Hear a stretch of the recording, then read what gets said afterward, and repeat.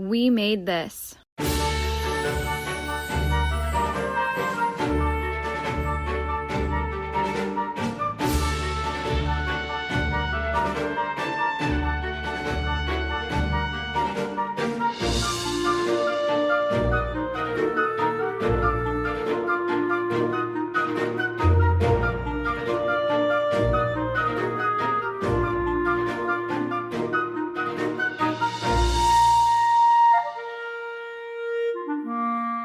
Hello and welcome everyone to a podcast devoted to the sounds of cinema and discussion about them between the notes, which is where we come in. I'm Tony Black. I'm Sean Wilson. And in our latest episode of Between the Notes, we'll be presenting music from and discussing the work of Pinar Toprak, Michael Abels, Basil Poledouris and more. Plus we take a brief break from our James Horner Top 10, we will be coming back to that, to discuss who we consider to be the top 5 female composers working in film music today. But we're going to start with a bit of news, I think, because there's been quite a significant composer announcement made this week, Sean, really, for one of what might be the most anticipated movie. It's certainly my most anticipated movie of 2020. But the news is that Hans Zimmer is scoring Denis Villeneuve's Dune, which, I don't know about you, doesn't come as a surprise to me at all, really. I think this is what I expected, and this is what we've got, it seems. Yeah, well, he's worked with Denis Villeneuve before on Blade Runner 2049. Obviously, that was co-composed with Benjamin Wolfish, who incidentally has done the score for the new DC superhero movie Shazam. So, yeah, this isn't a surprise at all. They both replaced the late Johan Johansson. So it would make sense for Denis Villeneuve to continue that composer partnership. I had mixed feelings on the Blade Runner 2049 score. I think it hit the mark in places. I would much rather have heard what Johansson would have done with it, although it incorporated the original Vangelis material very well. But yeah, I mean, certainly the scope of Dune. I was saying that I haven't read Frank Herbert's books. I don't think I've seen the original David Lynch movie either, although clearly this is pegging itself as like the definitive take on the novel in the way that the Lynch version wasn't. So, but certainly reading about it, one would expect Hans Zimmer to be suitably inspired by this and to feed off the landscapes and the characters. Of course, the question, as with any Hans Zimmer score, is how many people are actually going to end up working on it. It's going to be like a Hans Zimmer score, but I've no doubt there is going to be additional music credited to several people, and there might be a co-composer involved, because that is the way that Hans Zimmer works. Hans Zimmer works in this collaborative sphere, but yeah, not a surprising choice. I'll hedge my bets until nearer the release date of the movie. But I mean, the film itself, yeah, I'm enormously excited about it. Denis Villeneuve is one of my favourite directors. You look at like things like Sicario and Arrival, and the cast is. Have you seen the cast list for it? It's absolutely astonishing. Like Timothée Chalamet, Josh Brolin, just all manner of Charlotte Rampling, really accomplished actors in it. Well, I mean, this is the point to admit that Dune is my favourite book. So I'm a big Dune fan, even to the point that I recently sort of aborted a podcast on Dune I'd started for the We Made This podcast network we're part of, mainly because it needs time to be done justice to as a franchise. Because I mean, it's an enormous universe. I mean, Dune is one of those franchises. If Villeneuve gets this right, it could spawn a legion of movies, some of which are going to be very difficult to adapt for cinema. I can tell you that much, because Frank Herbert's writing is spectacularly weird. I mean, it's brilliant, and it's very much one of those. It's one of the 20th century, world building novels up there with Tolkien and things like that. But it's really dense. It's really strange, and there's a lot of weirdness in those books. So it has a lot of potential to go to some really exciting places, both visually and musically, really. And I think that's why this has drawn some. There's a lot of debate as to whether or not Zimmer's the right choice for this. Because I think a lot of people would really want a composer who really brings a lot of lyricism to the characters, because a lot of the characters are very vivid. I mean, I always wanted Dune to be very much like I wanted a Game of Thrones style Dune HBO TV series, to be honest. That's what I'd always thought it would be the best format for. This big budget, long form story, because there's a lot. This is why Villeneuve's doing 2 movies, because even book 1 can't be done in one film, which David Lynch proved. You know, his film was all over the place. It was really weird, but it wasn't a proper adaptation of that book, really, much as it's quite fun. There's a lot to pack into there, but there's also a lot of potential for character themes, for things to carry through. And I thought Ramin Djawadi would have been a great choice to do Dune as well, because he's done that for Game of Thrones. He's created these wonderful character themes that go all through these motifs.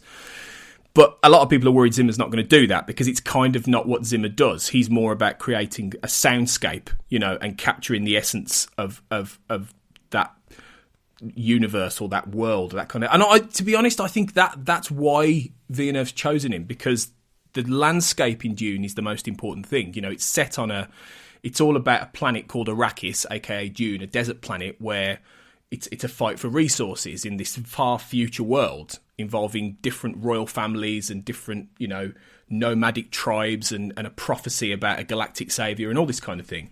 And it's about the landscape of Arrakis, and that's what Villeneuve's going to bring to life in an amazing way, I think, because anyone who's, like you said, seen Arrival or has seen Blade Runner will know what he can do with that camera, which is why he's the perfect choice for Dune. He is absolutely the perfect director for it, which is why everyone's so excited. So I think Zimmer's a good choice. I think he won't give people some people what they want, but I mean, you can't please everyone anyway. But I think he's the right choice for it. As somebody who's a big fan of Dune and who, you know, looks back at the score for the Lynch movie, and it's not bad. The Toto score's not bad, but it's very 80s. So I think Zimmer will give it the score it deserves. And obviously, Brian Tyler did scores for the Dune miniseries in the early 2000s, which were really, really good scores. That's some of Brian Tyler's best work on that series. Yeah, but again, they're not considered a definitive Dune adaptation, even though they were made, I think, for the Sci-Fi Channel back then. And they're decent enough, but again, this everyone's pinning their hopes on this being the Dune film or the Dune films that really nailed this book. So hopefully we'll get the score to match, really. But I think a lot of it depends on whether you're a Zimmer fan, and he does divide people. So yeah, and I know he divides us on this podcast, doesn't he? Because I like.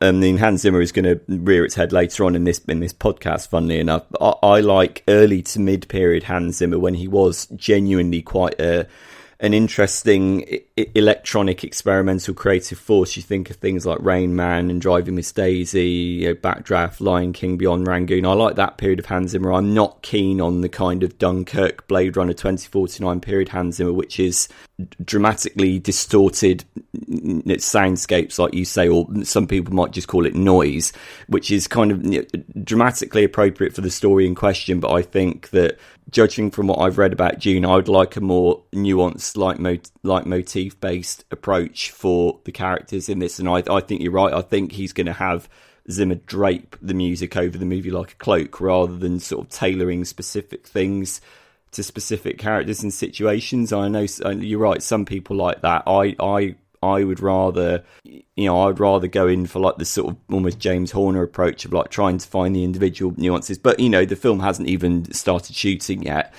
And, there is a chance that this could inspire Zimmer to pull his best music out of the bag in years. We'll have to wait and see. Yeah, it's early days. I think they're very close to shooting, or they're about to start, because I know certain of the amazing cast, as you say, are flying off to locations and things like that. So I think shooting is imminent, but yeah, it won't be a while till we hear any music for it. Some while. So yeah, fingers crossed. I just hope it's brilliant all round, because I've been waiting for this film ever since I read that book when I was like about 15. So it's a big deal, and we'll definitely be covering that on Between the Notes down the line. So yeah, keep your eye on that one.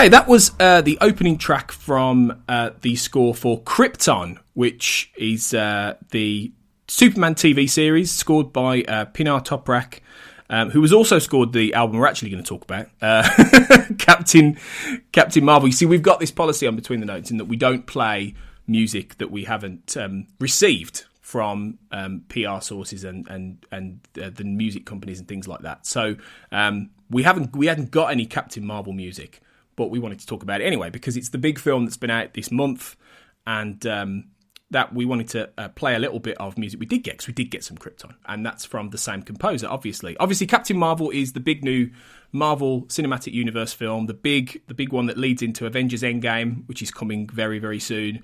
And this is a sort of a reverse origin story for the character of Captain Marvel, aka Carol Danvers, who is a fighter for the Kree alien race in the middle of a war with the evil Skrulls, and then she comes to Earth and finds her destiny. Set in the 90s, mid-90s, starring Brie Larson, Samuel L. Jackson, and scored by Toprak, who is, I think, and correct me if I'm wrong here, Sean, but I think she's the first female composer of any Marvel score to date. Yeah, that's absolutely right. Yeah, and also the first woman to ever score a feature-length superhero movie. How is that possible? Like how? It's extraordinary, isn't it? Really, given how old the genre is. Yeah, it's really it's bonkers. I mean, we've had superhero films forever, haven't we? And like, how have we just? And I know we don't probably per capita have as many female composers as we do male composers out there, but it's taken a while, hasn't it? This. Yeah, I mean, I think what it shows is the disparity within the industry in terms of, without wanting to get too earnest about it, it shows the disparity between gender lines within the film music industry, that it is more weighted towards men.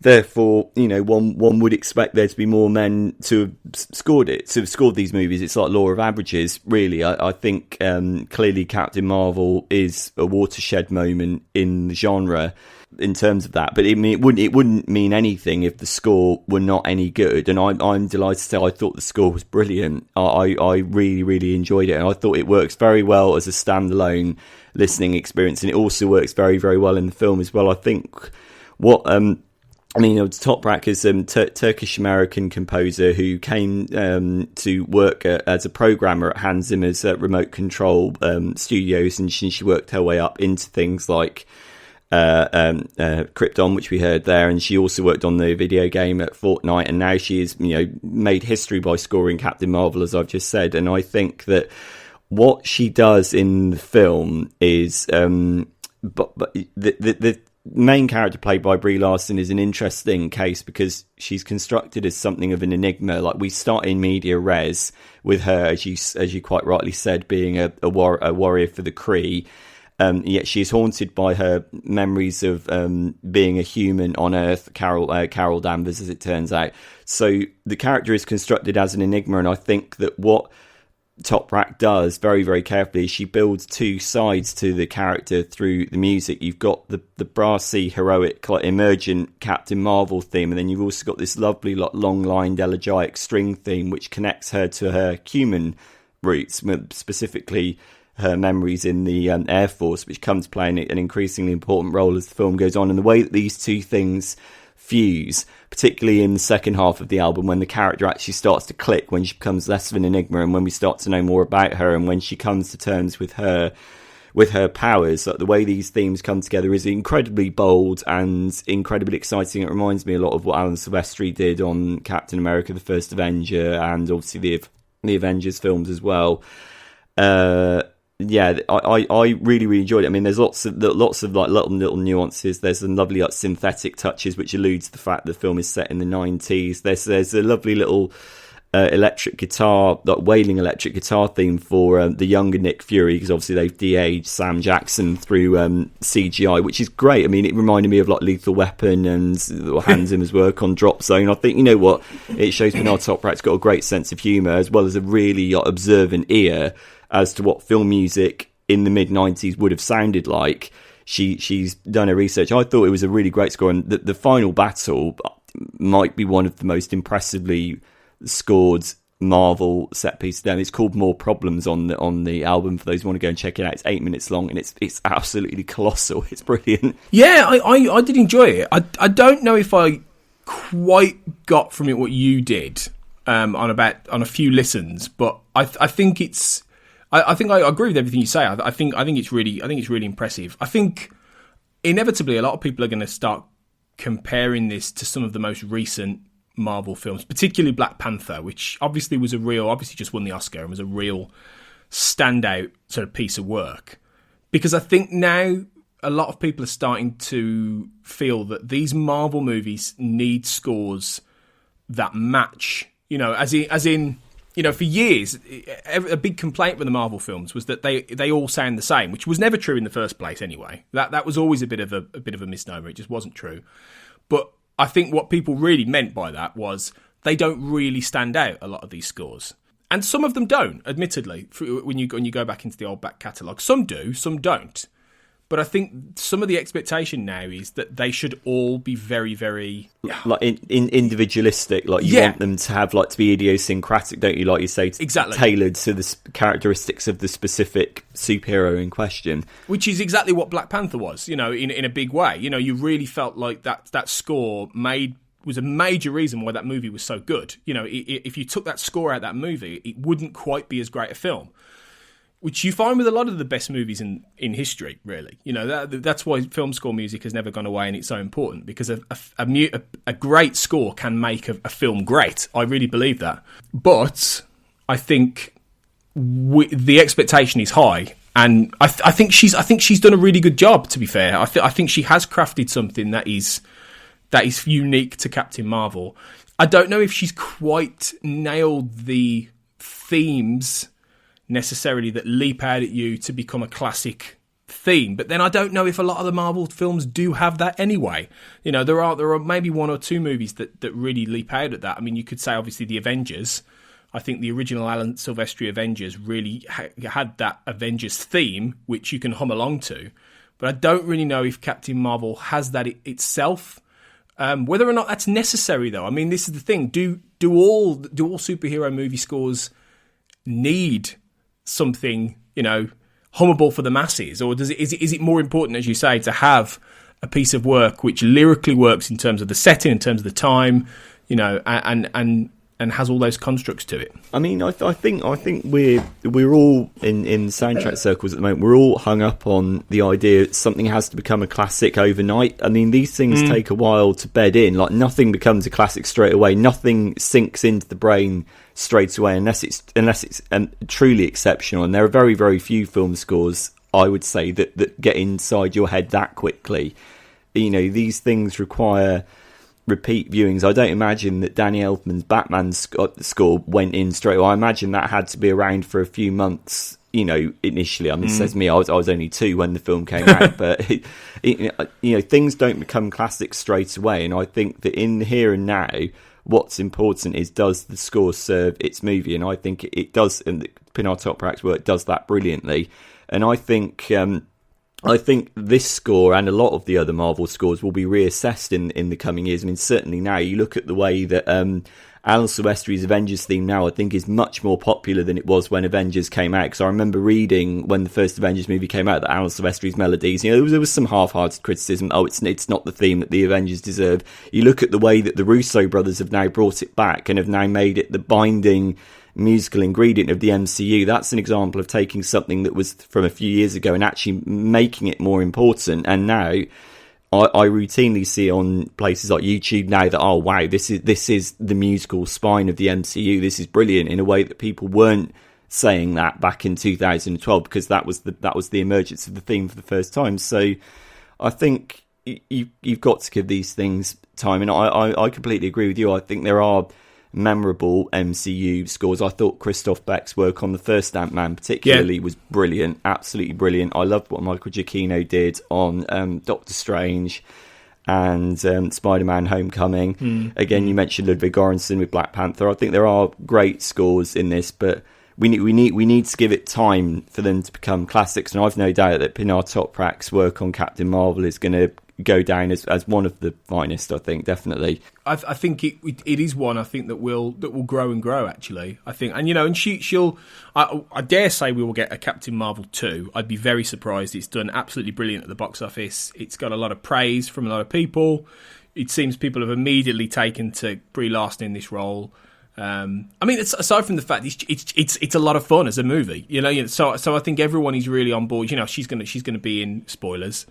She's gonna be in Avengers Endgame, and so she's definitely gonna get the chance, I think, to develop Carol's theme, and these ideas in future films. So it'll be interesting to see where it goes, really. But I did enjoy it. I think it works. I think it definitely works in the context of the film.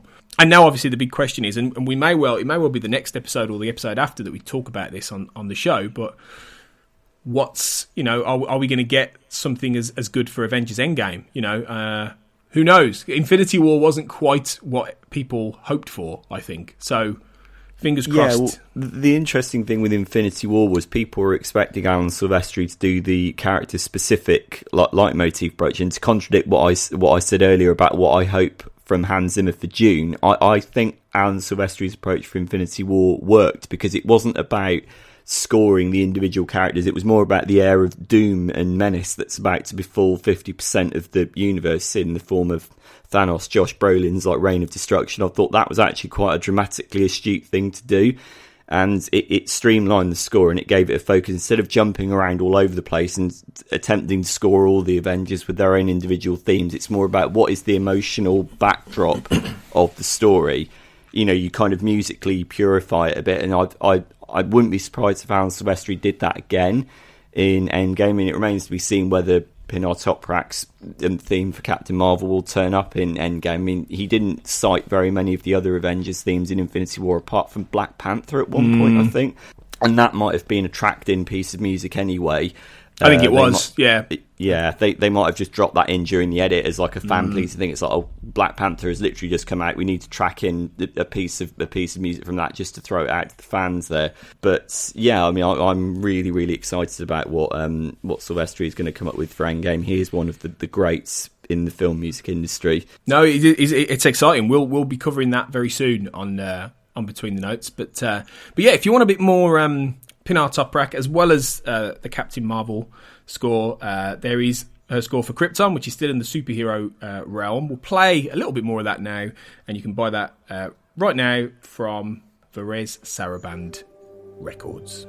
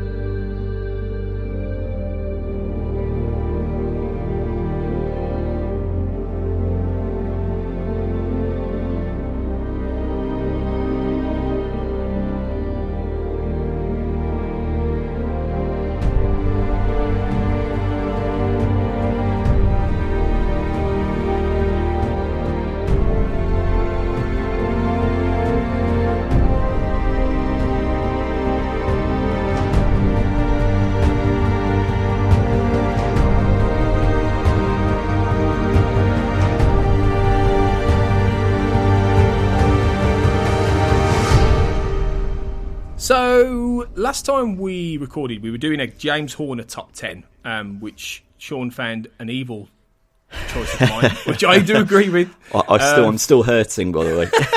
Well, the worst is yet to come. We've still got to do like yeah, 4 to true. 1. But we thought we'd take a break from that because given, as we've talked about, Pinar Toprak's score for Captain Marvel and being the first female composer for a superhero movie ever, we thought, let's talk about female composers. You know, let's choose some female composers and do that as our countdown before we return to the James Horner one next time. So we put our heads together, and by that I mean, Sean, you know film music better than me. Give me some ideas, and decided on 5 composers we're going to talk about today and their work, and particularly an album or two that really stands out for them. So we're gonna do 5 to 3 first, and then we're gonna talk about something else, and then we'll come back and do the first 2. This isn't necessarily in order of greatness. This one, it's much more a case that we picked 5.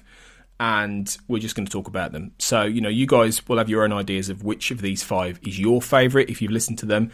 And hopefully you'll be able to go off and listen to discover these composers if you haven't heard them already.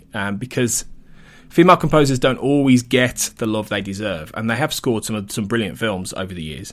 So, first one we're going to talk about is Mica Levi, who hasn't done a lot, but what she has done has been particularly brilliant, I think, Sean.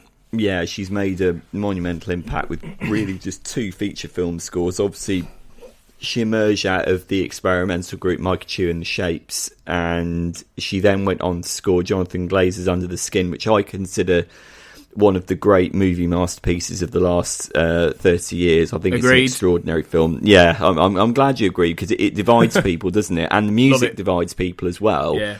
Well, at least the music, when separated from the film, divides people. I don't think anyone could argue that within the context of the film, Levy's work is extraordinarily creepy, and it lends a whole other layer of narrative meaning to the movie, or the idea that Scarlett Johansson is an unnamed alien in human form who comes to Glasgow to harvest men for a very elliptical, oblique purpose. The movie is based on a book by Michelle Faber, but it only shares very, very basic similarities with the book, and the movie is incredibly surrealistic and strange and terrifying, and I think it's a masterpiece. And Levy's score is remarkably eerie. You've got these sort of whiny, drony strings. I saw one reviewer said it sounds like an intergalactic hornet's nest, which I think is a brilliant isn't that a fantastic description? That's a really good description.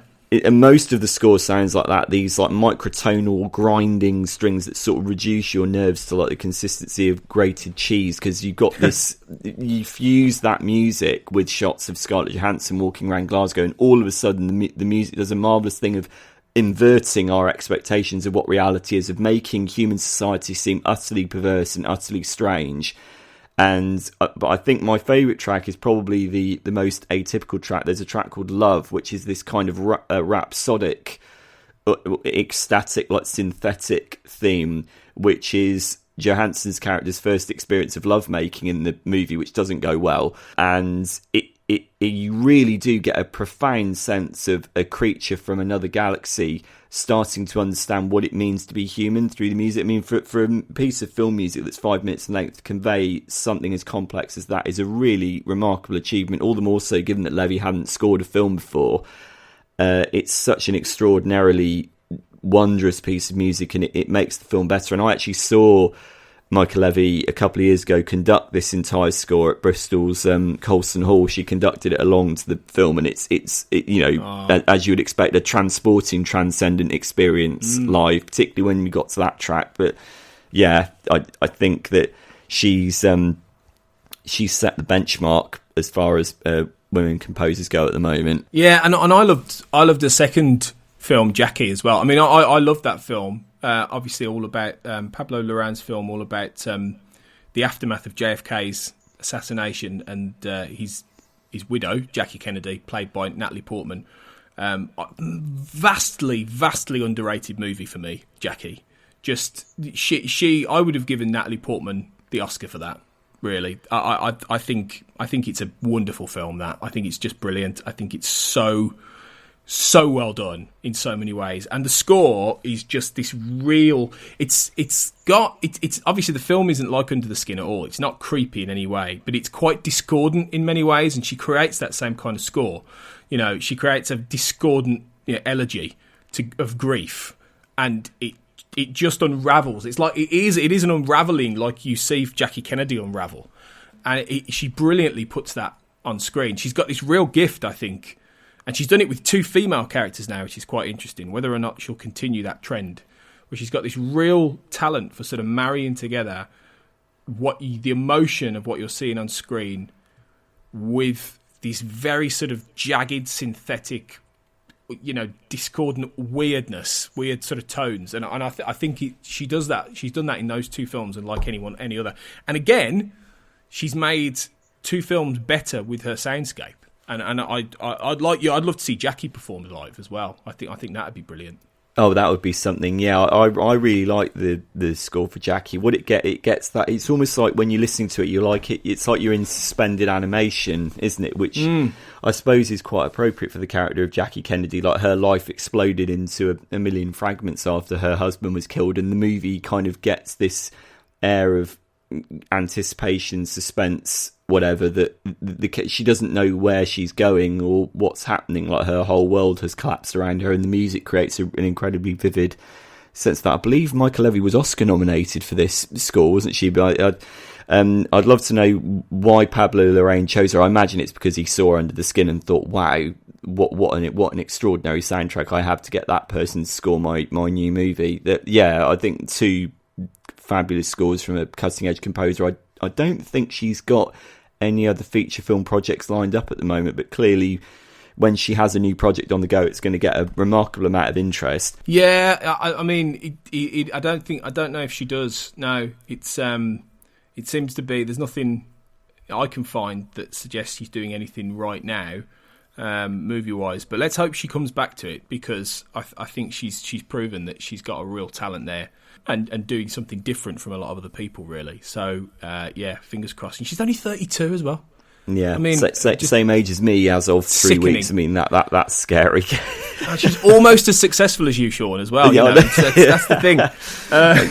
I always think when I see people my age doing remarkable work like her, I think, oh, blimey. So I need to up my game a bit. I'm the same. I'm and this is nothing to do with this, but I get particularly sad now when I realise that I used to be a big football fan. I used to play like football games online, and I realise now that I would be retired. Like I'm 37 this year. I would not be playing anymore, and I'm like, how did that happen? Like, well, you could be doing like YouTube videos of them, because that's what people do now, isn't it? People do YouTube videos of them playing like FIFA. Yeah, I should be doing that. Really, why haven't I done that? I'd be making a fortune. Yeah, darn it! Only a few years earlier. Oh, exactly. Yeah. Okay, well, next one then, moving into different territory, is Debbie Wiseman, who is a British composer who isn't maybe one whose name is quite as well known as some of the other people on this list, really. But then she's been going for a long time and has scored loads of films over the years. One particular that you brought up to me was a film called Haunted, which again may not be a film a lot of people have heard of. So why isn't she as well known a composer as some of the other people we're going to talk about? I mean, I think it depends on what context you're talking about, because Debbie Wiseman has done films mainly in like the 90s and like early to mid 2000s, but she now works a lot in television. She's also very, very active on Facebook. She shares a lot of content on Facebook, so those who are remotely curious about her music ought to go and check that out.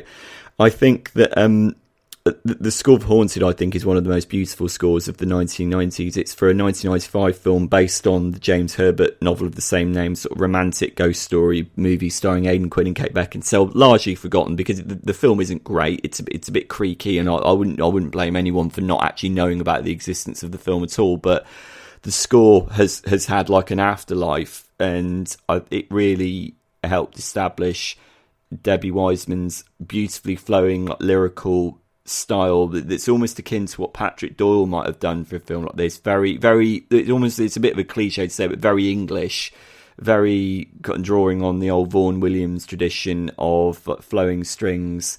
There's the beautiful main theme, which is appropriate enough haunting, but it's got a very melancholy kind of edge to it, which is entirely appropriate for the film in question. I mean, funnily enough, there is actually very little scary music in the score. There is a ghost theme, which is more skin-prickling, like eerie. It's a chorale theme that pops up, but mainly it's about the deployment of the haunted theme across both the strings and the piano, and how that develops across the score and how it reaches this sense of realization at the end. I mean, it's a beautiful, beautiful score. I think it's it's really underrated, because as is always the case with film music, if a great score is attached to a film that doesn't do very well and sinks without a trace, the score tends to go with it, which is a real shame. But I mean, Debbie Wiseman has done other scores as well. She did all the Wild, the film about Oscar Wilde by Stephen Fry. That's a beautiful score as well. Arsène Lupin, which is it's a graphic novel movie, I think that could be said to be a precursor to what Pinar Toprak did with Captain Marvel. I mean, that's a really great gothic action score. Again, not very well known. I would say anyone who likes properly orchestral, really rich music that's actually built around themes and ideas, I'd say go and check out Debbie Wiseman's material, because you won't be disappointed. I know specifically you're talking about her score for Lesbian Vampire Killer, Sean, as well. Yeah, that's the one. I'd actually forgotten about that. Yeah. Well, that's because we've all tried to sort of wipe it from our minds, because it stars James Corden, obviously. Like we do everything with James Corden. You just try and wipe it from your mind and pretend it doesn't exist, really. Which I had with Ocean's 8. I didn't know he was in Ocean's 8 till I watched it recently. And then you're like, oh God, there he is. Yeah, and I thought it was all right. I was enjoying it relatively well. It was okay. And then he turned up. I was like, oh, what is he doing here? In the last third as well. If they'd had Debbie Wiseman score it, it would have just purified the whole experience and made it better. Although I did like Daniel Pemberton's score on that. Not dissing what Daniel Pemberton did on that film. Yeah, it was very David Holmesy, wasn't it? It was very much in that sort of vein. But yeah, anyway, going veering slightly off topic. But yeah, Debbie Wiseman is definitely one I'm going to look more into, because I haven't heard a lot of her stuff really. So I need to go and do some more listening there. So she's worth delving into a bit more. Next one before we move on is Anne Dudley, who very recently scored the one you were going to mention, Sean, which is the score to Elle, which was the really dark drama thriller starring Isabelle Huppert. I don't know how you say it. Huppert. I got it right first time. Huppert is very Brummie of me. Another Huppert, very British, very dark film. British composer and Dudley, and again she's been around forever. And I think she's done a lot. I think a lot more film stuff that people are for bigger films that people are aware of. Things like The Crying Game, the Full Monty, which is my first exposure to her, actually, Full Monty, because I really liked that film. I was a teenager when that came out. Things like American History X, lots of stuff. Les Miserables, the one with Russell Crowe singing. Was Russell Crowe had the bad voice for that, wasn't it? It wasn't Hugh Jackman's got a good voice.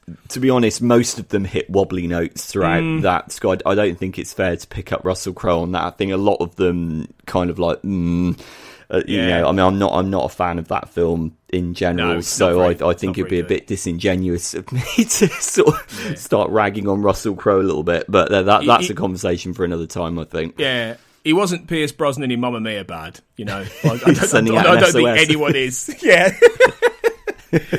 Which is funny because obviously Anne Dudley did do the underscore for Mamma Mia, Here We Go Again, so it's kind of tied it up nicely. Well, there you go, perfect segue. But yeah, I mean, she is very good. She's done some great stuff over the years, and particularly, Elle is a really interesting, brooding score, but one that still has a motif going through it. I really like that score.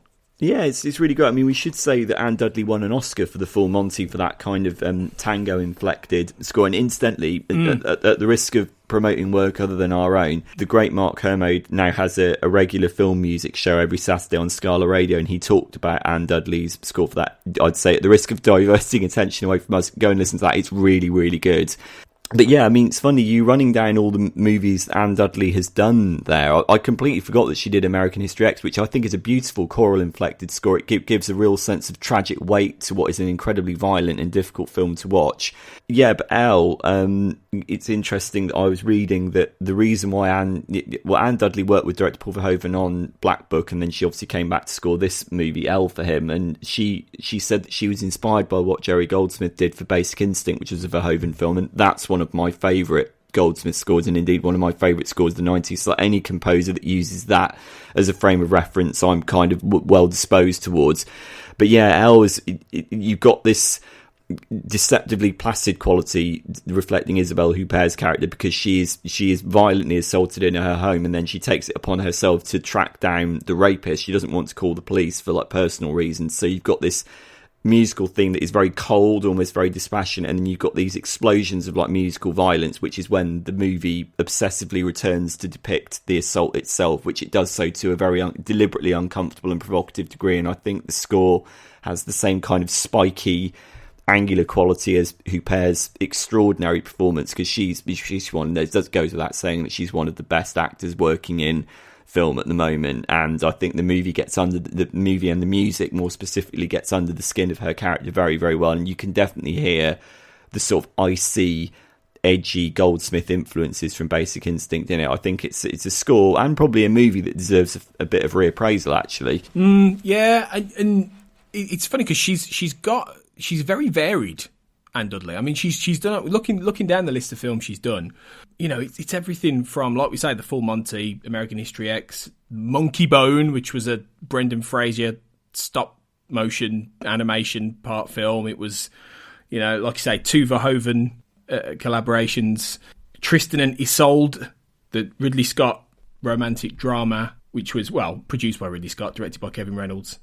And just real, you know, real stretch. Even like things like Buster with Phil Collins and Julie Walters, known for the, you know, the what was the track in Buster? Because I remember that. Oh, I'm just going to bug me now. Song. Yeah. We're going to have to kind of love. Oh, that's it. Yeah. And Two Hearts. Yeah, I love Phil Collins. That's a weird admission I've got to make. But like. But yeah, so, you know, she is really varied. She can go from real mix of different styles and genres. And I think that shows someone with real elasticity, I guess, as a composer. Yeah, absolutely. I think that she, and I know she's worked a lot with, I can't remember which BBC orchestra it is. It might be the BBC Concert Orchestra, but there was Bill Bailey's remarkable Guide to the Orchestra. Did you see that? When she was conducting the symphony live, and Bill Bailey was doing his stand-up at the same time, and he systematically got her to sort of strip away the layers of the orchestra to get certain instruments to stop playing, to throw light on other instruments. And it was hilariously funny and also very, very informative. That was Anne Dudley collaborating with Bill Bailey on that. And I think there's one point, it was very, very funny, where all of the systematic layers of the orchestra stop playing, and then it goes right the way down to the bassoons, and he's like, poor old bassoons, they don't get enough exposure, do they? So yeah, she's obviously got a great sense of humour to collaborate with him live like that. I think Anne Dudley's work's fabulous. So yeah, definitely Elle in particular is one to check out, but she's got a whole back catalogue to go and look up. So yeah, we've got two more female composers we can talk about, but we'll have a little break. We'll move on to something else. And then we'll come back for the two, not top ones, but just the last two we've chosen today to talk about.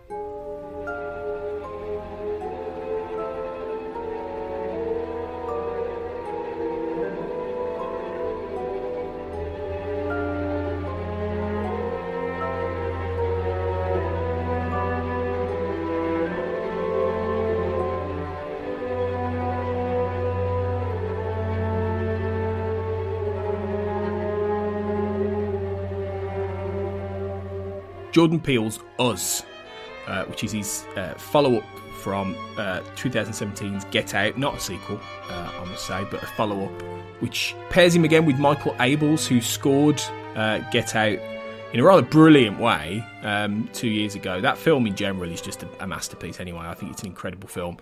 And shocker, even though I did see Captain Marvel, I haven't seen Us yet, although I'm very much looking forward to.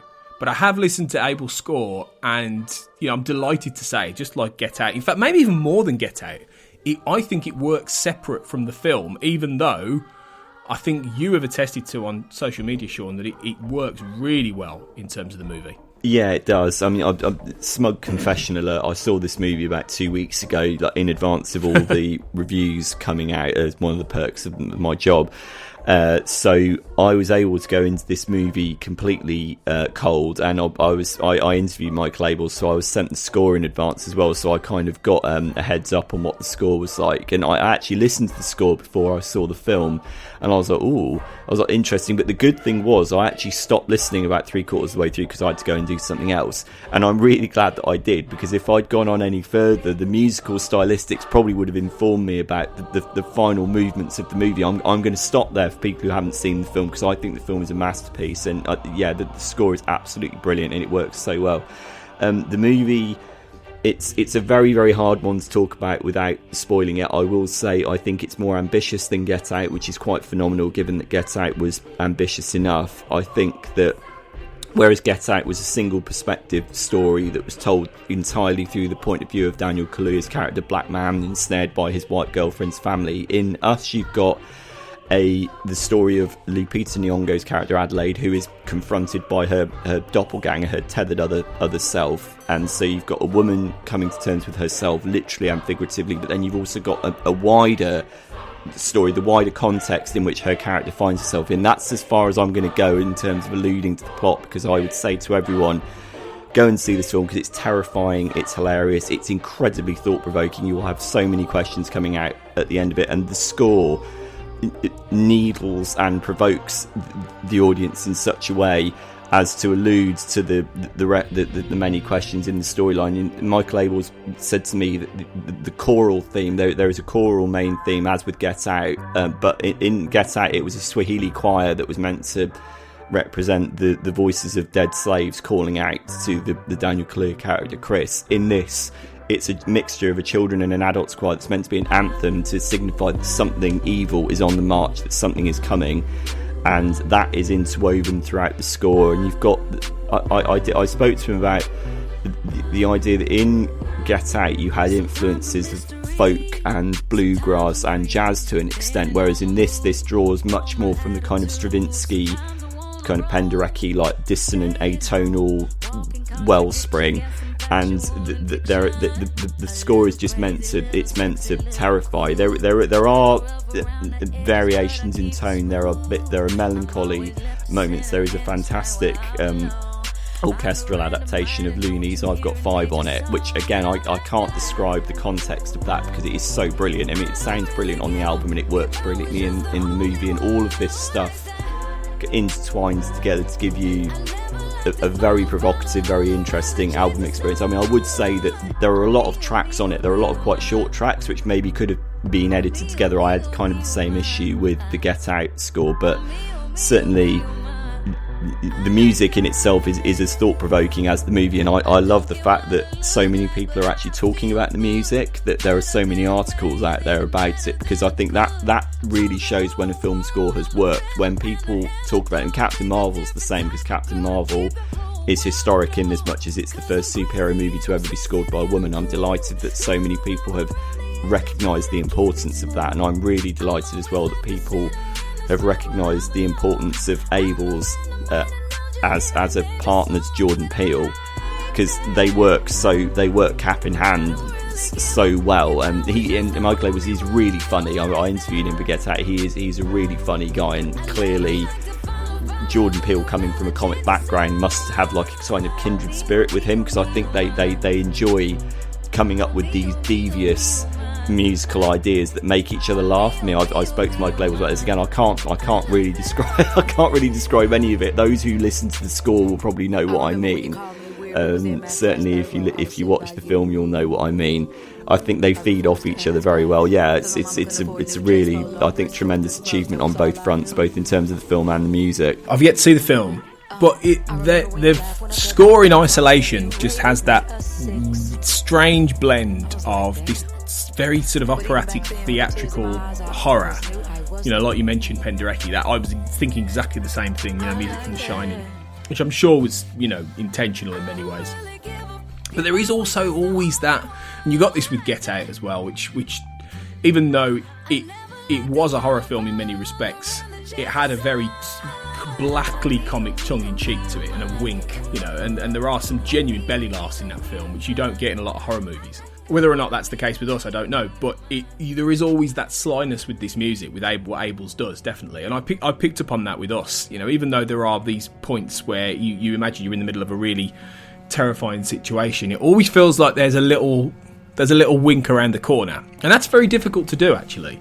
And to carry that off with the, you know, this choral anthem, you know, that works throughout the whole thing, that starts the album off, which is really catchy. I think it's going to be a bit of an earworm. Yeah. You know, a bit like the whole whisper thing in Get Out, that Sikalisa, that kind of thing, you know. Qualahenga, yeah. Qualahenga, that's it, yeah. Again, this is a similar kind of thing in a way that sort of underplays, you know, the core of the actual story in the horror, I think. But it's very inventive. They're not doing stuff that you normally hear in in these kind of films, I think. And that, I suppose that's because, you know, with these two films, Jordan Peele isn't quite doing what you expect either. And I think that's what's marking him out as a real talent over these first two movies. Yeah, I think you used the word slyness there. Slyness, I think, is exactly the right word. And I think you're absolutely right that Jordan Peele has created two extraordinary experiences that make you feel both profoundly terrified and yet profoundly amused at the same time, which is a very, very hard thing to pull off. And you're absolutely correct that Abels gets that. I think Abels, having spoken to him, I think Abels has got the kind of humour that can do justice to both the horror and the amusing qualities of what Peele is doing. There is also, away from the score itself, there is brilliant use of not just Loonies, I've got 5 on it, but also Good Vibrations by the Beach Boys, and also Fudge the Police by NWA. I've just substituted the word there because I appreciate this might be like the families might occasionally listen to this. The use of those last two songs is hilariously funny in the midst of a scene that's actually quite horrible and quite violent, and it shows that Peele has got an incredibly wicked sense of humour, not just in terms of Michael Abels' score, but also in terms of the pop music that he's using.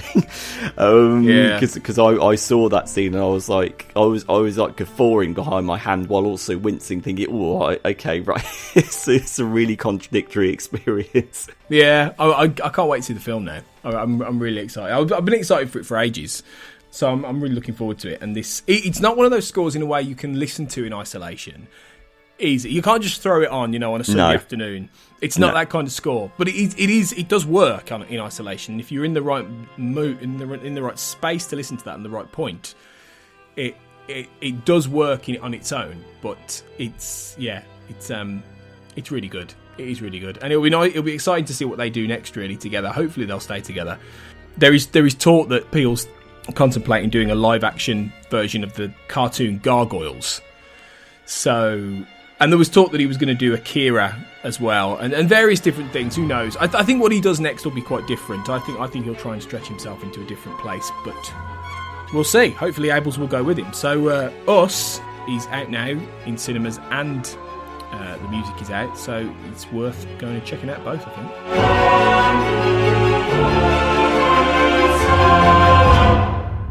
Alright, so we're going to go back to the two final composers we're going to talk about, the female composers we're going to talk about today. First one being Wendy Carlos, who, we're going back a bit here, we're going more into the vaults, I guess, of film scoring, and American composer, quite old now, approaching her 80s, known for 3 films, 2 with Stanley Kubrick, A Clockwork Orange, The Shining, elements of The Shining anyway, and the 1982 sci-fi film Tron. But Tron was the one that you pointed out to me, Sean. Now, I'm not a big fan of the movie Tron, but I much prefer the score to Tron Legacy, which is one of the greatest scores of the last however many years. But I did like what she did here, and like it's amazing to think that technically she's only scored those 3 films, which is quite astonishing, really. Yeah, I think the reason why I chose Wendy Carlos is because in terms of the development of electronic music, she was really, really at the forefront of this in terms of showing film directors and indeed film audiences what could be done with electronic music, particularly like electronic manipulation of pre-existing staples. I mean, certainly if you listen to what she does to Purcell and Beethoven in A Clockwork Orange, it's incredibly chilling and incredibly unsettling. I mean, I think the opening sequence of A Clockwork Orange with that kind of synthetic growl, and then you cut to Malcolm McDowell's face doing the Kubrick glare at the camera, that's just one of the best openings to any film ever. And I think she really helped pave the way in terms of like what Moog synthesizers and creating these incredibly eerie soundscapes. And clearly Tron, you know, the movie set entirely inside a game, an arcade game. I think it was an arcade game, wasn't it? Yeah, because it must have been, because it came out in 1982. So. Yeah, I completely agree with you. Not a great film, but conceptually the movie is very ambitious, and I think clearly what it demanded was a composer who wouldn't just draw on an orchestral realm, but would actually look to create new language. And Wendy Carlos did that. She did it brilliantly. I mean, certainly you look at what she did on The Shining as well, although I think much of her work on The Shining wasn't actually used, because Kubrick was infamous for like getting composers in and then dropping a lot of their original material, but she still put her stamp on that very well. I mean, she's probably following on the tradition from somebody like Delia Derbyshire, who did Doctor Who, and you think of like what Delia Derbyshire did, I think that was the late 50s, early 60s, with electronic experimentation. I mean, that was phenomenal. So I suppose you could say there is a through line with that. But yeah, Wendy Carlos, I think, is, yeah, certainly you look at how, certainly I think there is a lot of Wendy Carlos in what Mica Levi did with Under the Skin, particularly in that love track that I mentioned. There's a lot of that in there. And certainly, obviously, you can't deny the heritage in Daft Punk's score for Tron Legacy, which I agree with you. I think that's a magnificent score, that orchestral electronic hybrid, whereas the original score was mostly electronic, if not all electronic. The Daft Punk score sort of crosses the boundaries a bit, but yeah, she's a really important figure in film music. Memorably, she did the opening sort of scene of the Shining, didn't she? Yeah, where the car is driving up to the overlook. The Desiree, I think it's called. Is it Desiree? I think I might have to double check that, but sure. Yeah. But that really sets the mood really well, even though the film then goes off and uses all this Penderecki stuff and all this really terrifying old classical stuff. She really sets the scene really well in that synthesized way, with the car snaking up and that down. Yeah. And just the idea of taking like such a banal image as a car driving on a road and creating this sense of foreboding, like the audience kind of knows what they're going to get into, is brilliant. It is. So, you know, she has a lot to be credited for specifically for that, you know, alone. But yeah, not a very slim filmography, but an important one. So she's a great choice, really. Lastly, then, the last one we're going to talk about is probably if I was going to say is there like who's probably the biggest and most maybe prolific female film composer? I say this one's probably this lady's got to be up there. Rachel Portman. She has a massive back British composer. She's got a massive back catalogue of stuff going back some 30 odd years. A hell of a lot of movies in that.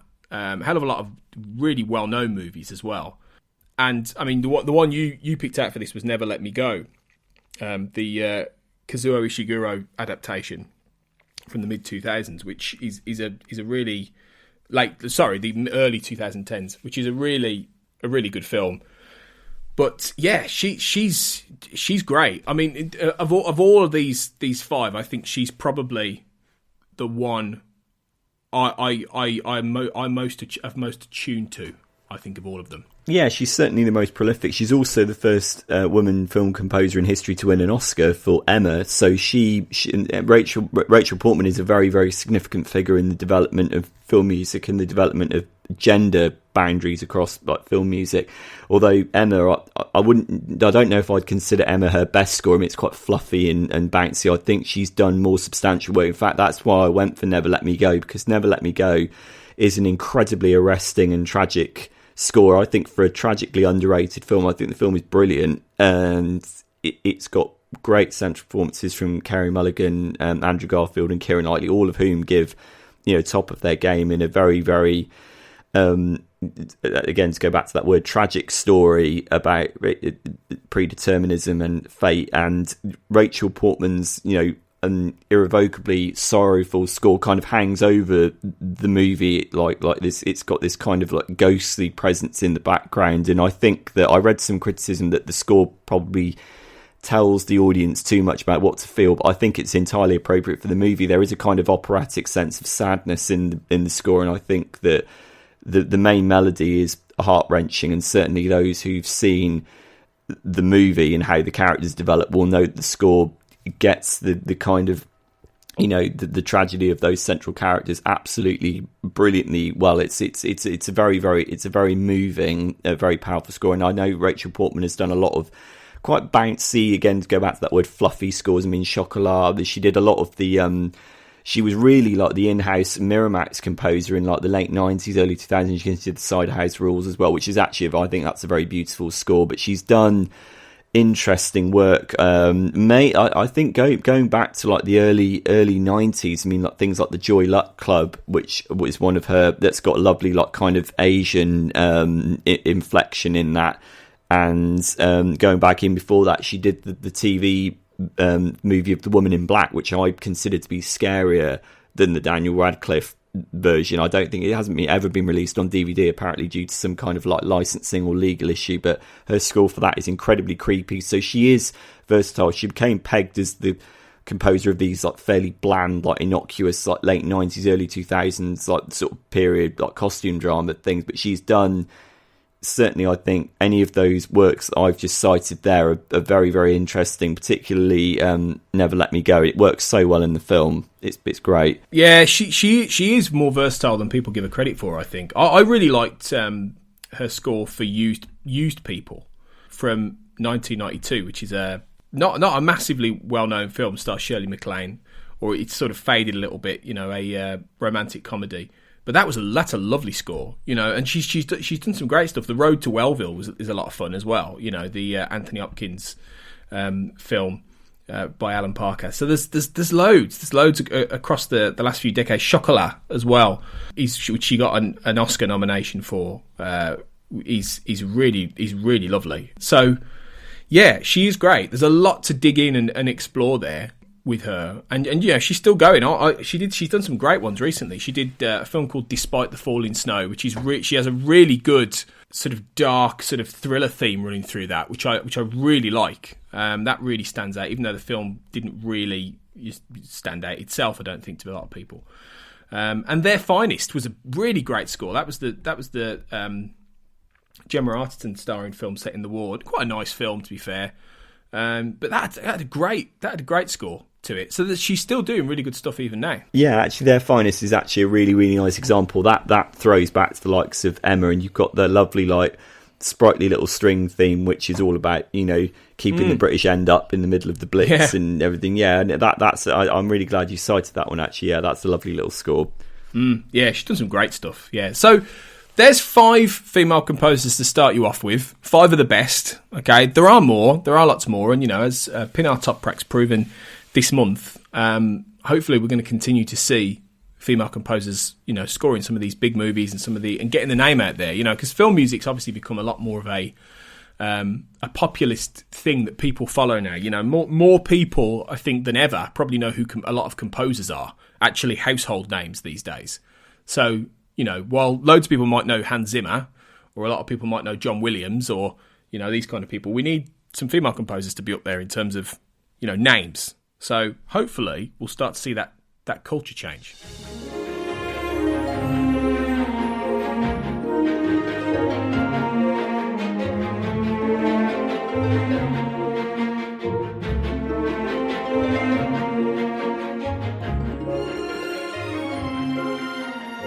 All right, so any other business then, Sean? You've got something you went to. You talked about Hans Zimmer earlier. You said we're going to come back to him. So you went to a very exciting event recently, didn't you? Yeah, I did. I had a day off on Friday and I was in Bath and I went to the John Williams versus Hans Zimmer, not celebrity death match, but concert experience. My money would be on Williams. I was going to say, yeah, even despite his age. Yeah.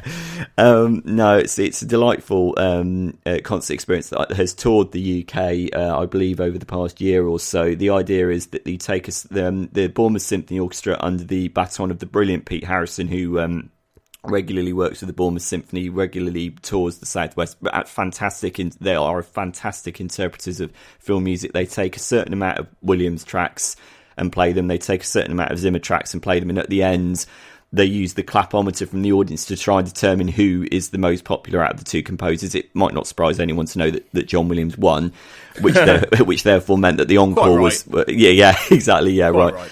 The encore went to Hans Zimmer as a kind of consolation prize, but it's fascinating to hear how many great themes both men have come up with. I mean, funnily enough, because I've heard John Williams performed a lot with this orchestra over the last 5 or 6 years or so. I think it was the Zimmer ones that stole it for me. They played Driving Miss Daisy, which is just with the lovely clarinet solo. Obviously, that the original score was entirely synthetic, so they had to translate it into an orchestral performance, which worked brilliantly. I mean, the keyboard and the clarinet was just beautiful.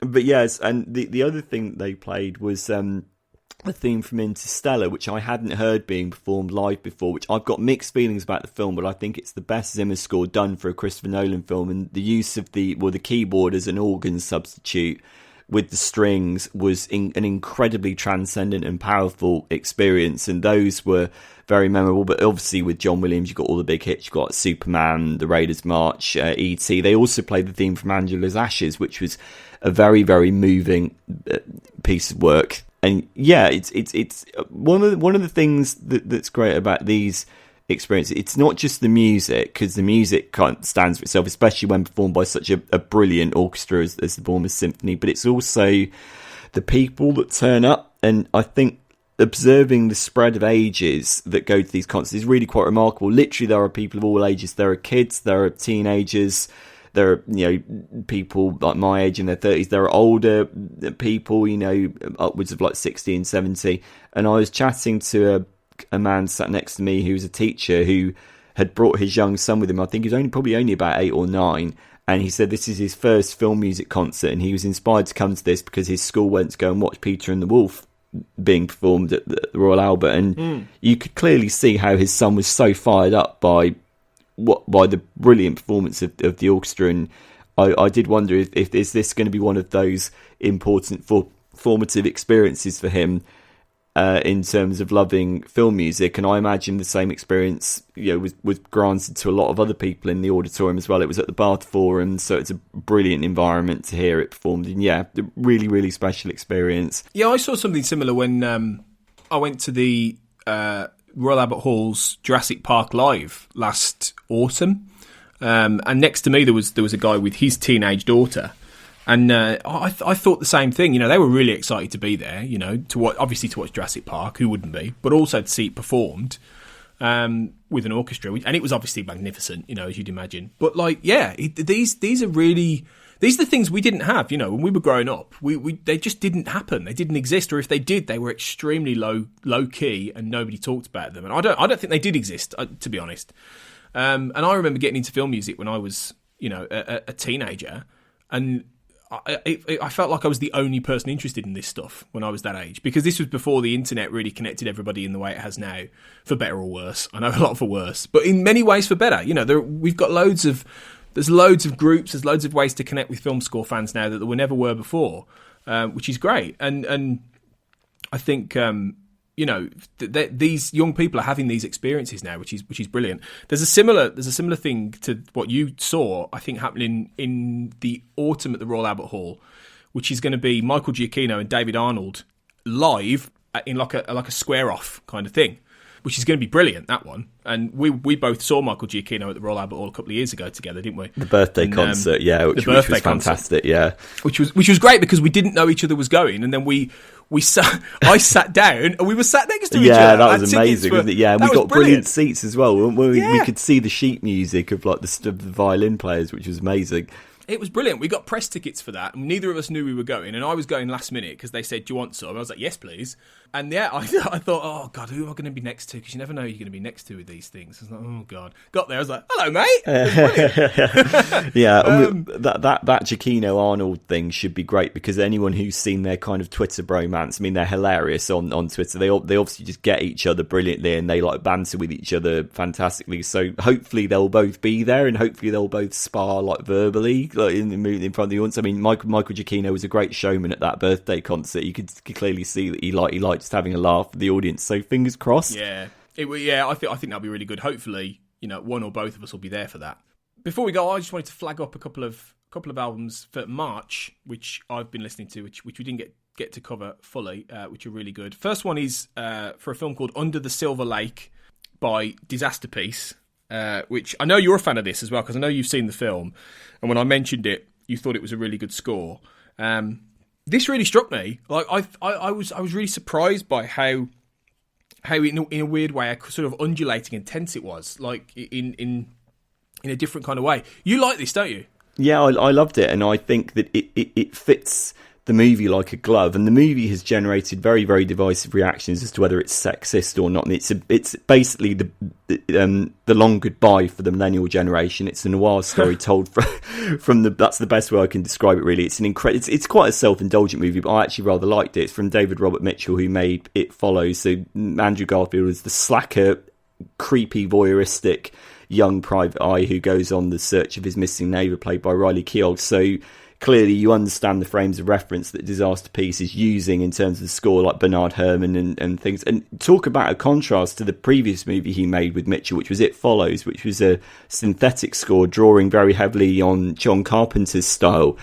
This is an incredibly sophisticated and creepy and alluring score. It's walks that very fine line between being menacing and romantic at the same time, and I thought it was really, really good. The score really stood out to me as one of the best things in the movie. Whatever you think about the movie, it's brilliantly scored, and clearly the movie unfolds in this kind of dreamy state which allows a film composer to really put their stamp on the movie. And it's 2.5 hours long as well, so it's a lot of movie. That means there's a lot of score to go with it. It's too long, actually. The movie needed a good 20-30 minutes cut out of it, but I'm more sympathetic towards it than a lot of critics have been, because I think you've got to appreciate it as a kind of subjective fancy from the point of view of Andrew Garfield's character. You don't have to like him, but you've got to understand that it's through his eyes. Get on board with it. I think you'd have a better experience. But I think the score pulls you down the rabbit hole in a really, really effective way. Yeah, and I think that Disasterpiece and David Robert Mitchell are clearly really fine collaborators. I can't wait to see what they're going to come up with next. Yeah, it's definitely worth checking out, that one, even if you haven't seen the film or you're not going to see the film. It is a good one. A late entry for me, which I haven't flagged up to you in advance, Sean, actually, which I listened to, some of which yesterday. I've still yet to listen to all of it, but I'm enjoying really a lot, is the score to Ray Fiennes' new film, The White Crow, which is got some beautiful classical pieces. This is the film about ballet. I think it's about Nureyev, this film, and it's scored dually by, I'm going to vastly mispronounce his name, Lisa Batiashvili, with some Ilan Eshkeri as well involved, who's a good composer in himself. And it's got mixes of Tchaikovsky in there and various different things, as fits, the Russian setting and things like that. But it's got some beautiful stuff. It's not all original, I don't think. I need to do some more research on it. But it's one, we might come back to this maybe in a later podcast, but it's one to definitely listen to. And I've been enjoying it a great deal because it's beautiful. Okay, so we're gonna play you out with... Again, Varese Sarabande have released a re-release of Basil Poledouris' score to Lonesome Dove, which is the for the 30th anniversary, 1989 Western. I think a TV mini-series. So we're sort of straying out of movies here. Oops. Starring Tommy Lee Jones, Robert Duvall, Danny Glover, Diane Lane, Angelica Houston. Big cast. Story of two former Texas Rangers who join a cattle drive to the Montana Territory, based on a 1985 novel of the same name. It's a really lovely... I mean, Poledouris is brilliant. I mean, the late Basil Poledouris, obviously. I mean, it's very difficult to top Conan the Barbarian, which I think is probably one of the greatest masterpieces in cinema history in terms of film scores. But he does a good job with this, doesn't he, in terms of creating something really memorable. I'm so glad we're playing out with this, because this is one of my favourite Poledouris scores. I think it's one of the greatest Western scores, actually. I mean, interestingly, Poledouris was originally meant to score Dances with Wolves, but he had to pull out due to a scheduling issue, and then that, of course, went to John Barry. Poledouris was one of the great theme writers in film music. He tragically passed away in 2006. In that, there was that spate of film composer deaths. You lost Michael Kamen, Jerry Goldsmith, Elmer Bernstein, and Basil Poledouris. That was a really, really rough time for film music fans. But his score for Lonesome Dove is brilliant. I mean, I'm looking at the book right now. Actually, the book is one of my favourites. Larry McMurtry. I love like Western literature, and Poledouris, with that love of themes, as you quite rightly said, with Conan the Barbarian, that love of like that great, that richly symphonic material, the idea of like grounding everything in a recognisable thematic base made him perfect for the story of Lonesome Dove, which is, it's about a landscape, but it's also about these two incredibly crusty, sort of salt and pepper, yin and yang characters at the centre of it, who complement each other, and yet they bicker and squabble. So these two crusty cowboys in an American West that's changing. Poledouris was the perfect person to score this, and the use of the trumpet in the main melody to create that really sort of searching, yearning sense of like there is a new life waiting for us beyond the horizon, let's just get to it, is brilliant. I mean, clearly it's a mini series, there is a lot of music in it. I've just described the main theme there are a lot of facets to this score, and yeah, I personally couldn't have picked a better one to end this show on. Actually, I think it's a great choice. Yeah, it's beautiful stuff. I mean, I'm not massively conversant in Western music, I'm not going to lie, but this was a great listen. Absolutely, you can't beat Poledouris. Really, he's one of the top rank composers. You know, very few top him really. Yeah, I mean, you consider what it is that he's done. I mean, like Free Willy, Hunt for the Red October. Again, you mentioned Conan there. Yeah. There's also Big Wednesday as well. Big Wednesday is one of my favourite scores from. Yeah, he was a fabulous composer. Yeah, he was brilliant. So let's finish with a great and play you out with a little bit of music from Lonesome Dove, which, as I say, is out now from Varese Sarabande Records. A lovely new re-release of that, and we'll be back soon to cover some brand new film music and maybe a little bit of TV music. Because, you know, we've got Game of Thrones coming soon, and I'm jonesing to talk about like Ramin Djawadi's music on that. So, having caught up on all 7 seasons in about the last year or so, I'm probably jonesing as well. Yeah, I'm with you on that now. Yeah, we might have to we'll just have to stop ourselves talking about the show itself. Yeah, exactly. Once we're watching it, going, oh my god. Anyway, but yeah, we'll be back soon. I dare say we'll be talking Avengers Endgame as well in the near future, but we'll see. We'll be back soon anyway to talk some more film and maybe a bit of TV music. But as ever, thanks for listening. We hope you enjoy listening to film music, and we'll see you next time.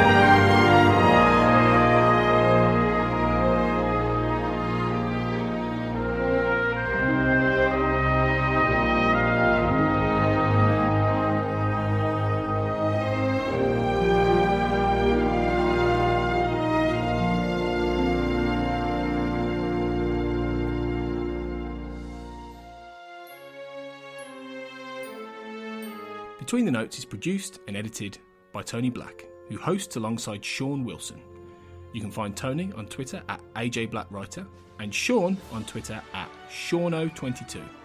You can find Between the Notes on Twitter at BTW_notes, on iTunes, your podcast app of choice, on Spotify, Stitcher and on Spreaker, where the show is part of the We Made This podcast network.